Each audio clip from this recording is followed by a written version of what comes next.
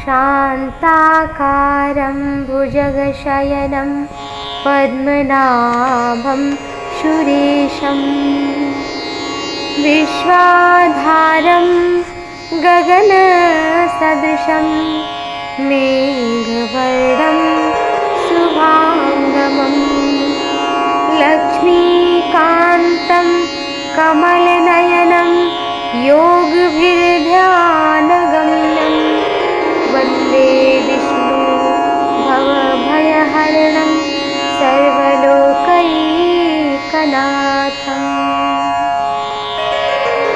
आप सभी पर भगवान श्री हरि की अपार कृपा बनी रहे। आइए श्रवण करते हैं इंदिरा एकादशी का व्रत करने से पितरों को पापों से मुक्ति मिलती है, जीवन में सुख समृद्धि आती है, भगवान की अपार कृपा बनी रहती है। आश्विन मास की कृष्ण पक्ष की एकादशी इंदिरा एकादशी के नाम से जाना जाता है। पितृपक्ष में पड़ने से ये एकादशी पितरों के लिए और अपने जीवन के सुख के लिए बहुत ही महत्व रखती है।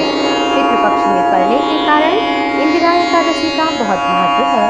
मान्यताओं के अनुसार एकादशी का व्रत करने से इस दिन पितृपक्ष की जो एकादशी है इसको करने से, इस दिन तर्पण श्राद्ध करने से, ब्राह्मणों को दान देने से, भगवान के नाम के संकीर्तन को करने से पितरों का उद्धार होता है, जीवन में सुख शांति आती है। और अगर नरक में कोई पितर है, अपने दुष्कर्मों के कारण ऐसे पितरों का भी स्वर्ग गमन हो जाता है, नरक से वो स्वर्ग चले जाते हैं। यही नहीं, इंदिरा एकादशी का व्रत करने से व्यक्ति को सभी तरह के पापों से मुक्ति मिल जाती है। इस दिन भगवान विष्णु के सहस्त्र नाम का पाठ अवश्य ही करना चाहिए। भगवान मनोकामनाएं पूर्ण करते हैं। इंदिरा एकादशी हिंदू सनातन धर्म में इसका बड़ा ही महत्व है। इस दिन पूजा अर्चना अवश्य ही करना चाहिए, पापों का नाश होता है, प्रभु की अपार कृपा सदैव बनी रहती है। इस दिन वैसे तो एकादशी व्रत को दशमी तिथि से ही प्रारंभ करना चाहिए, दोपहर का ही भोजन करना चाहिए, रात्रि में फलाहार करना चाहिए। एकादशी के दिन प्रातःकाल उठकर सबसे पहले भगवान का ध्यान करें, स्नान करें, व्रत का संकल्प लें और स्वच्छ वस्त्र पहने, भगवान को धूप दीप नैवेद्य इत्यादि चढ़ाकर पंचामृत से शालिग्राम को नहला करके उनकी आराधना पूजा विधिवत करें। एकादशी के दिन ब्राह्मण को फलाहार खिलाएं और दक्षिणा दें। इस दिन मन वचन कर्म से व्रत रहें, सभी विकारों को त्याग कर एक समय ही फलाहार करें, पूरा दिन व्रत रहें, रात्रि में जागरण करें। द्वादशी के दिन स्नान पूजा करने के पश्चात ब्राह्मणों को भोजन करा के दान करें। कथा इस प्रकार है। प्राचीन काल में एक राजा था जिसका नाम था महिष्मति।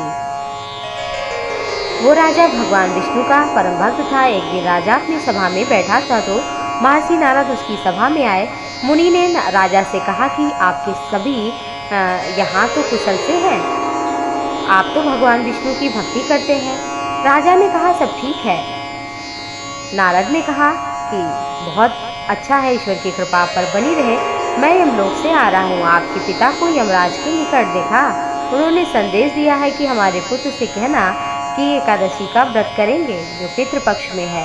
ये सुनकर राजा व्यथित हुए, नारद से पूछने लगे कि हे महर्षि देवर्षि, मुझे व्रत की विधि कथा बताएं। नारद ने कहा दशमी के दिन नदी में स्नान करना, पितरों को श्राद्ध देना, एकादशी को फलाहार करके भगवान की पूजा करना। साथ ही नारद जी कहने लगे अगर आप इस विधि से आलस्य का त्याग करके व्रत करेंगे तो आपके पिता जरूर स्वर्ग जाएंगे।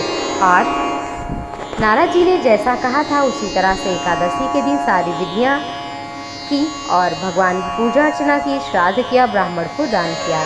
द्वादशी तिथि में ब्राह्मण को भोजन करा के दान दक्षिणा देकर फिर स्वयं भोजन किया तो नारद जी की कृपा से पिता स्वर्ग गए और उसके पश्चात राजा के ऊपर आकाश से फूलों की वर्षा हुई।